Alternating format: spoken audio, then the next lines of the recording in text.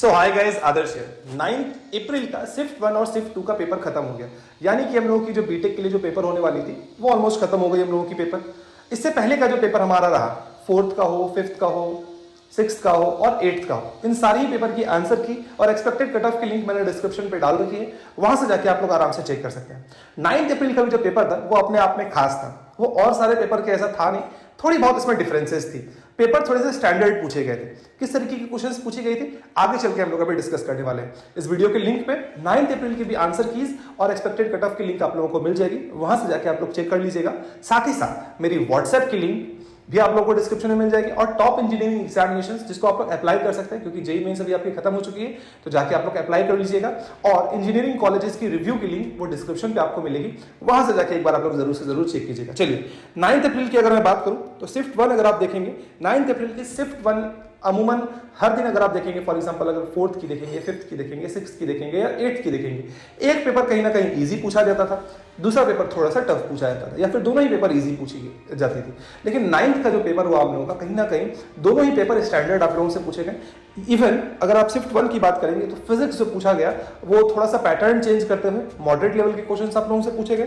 Chemistry जो पूछा गया वो भी हम लोगों का सिर्फ और सिर्फ इजी नहीं था, इजी टू मॉडरेट लेवल के क्वेश्चंस पूछे गए थे।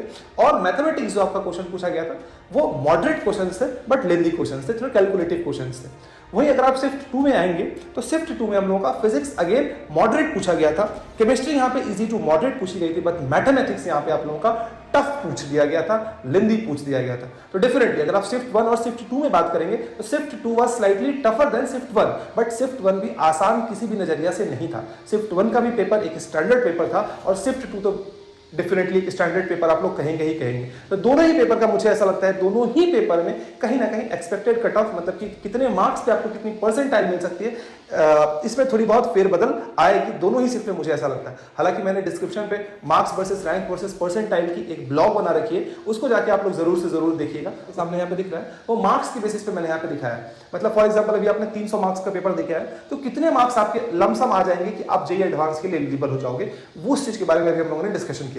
और एक बात ध्यान रखिएगा, जो भी कट ऑफ मैं आप लोगों को बता रहा हूं इसमें ±5 आप लोग लेके चलिएगा, क्योंकि 5% या 7% का एरर हो सकता है, क्योंकि ये एक्सपेक्टेड कट ऑफ है। अगर मैं शिफ्ट 1 की बात करूं तो कॉमन कैटेगरी के लिए, मतलब जनरल कैटेगरी के लिए अप्रोक्सीमेटली अगर आपके 85-87 मार्क्स आ रहे हैं तो आपकी कट ऑफ क्लियर हो जाएगी। वहीं अगर आप शिफ्ट 2 के स्टूडेंट हैं तो आपके 83 से 85 मार्क्स। वहीं अगर मैं जनरल ईडब्ल्यूएस की बात करूं तो 63 से 65, शिफ्ट 2 में वो घट के हो जाती है 59 से 63। सिमिलरली मैंने यहाँ पे SC ST OBC EWS सबकी कट ऑफ मैंने यहाँ पे दिखा रखी है, आप चाहे तो एक बार पॉज करके देख सकते हैं। तो ये रही हम लोगों की एक्सपेक्टेड कट ऑफ, आंसर की और एनालिसिस।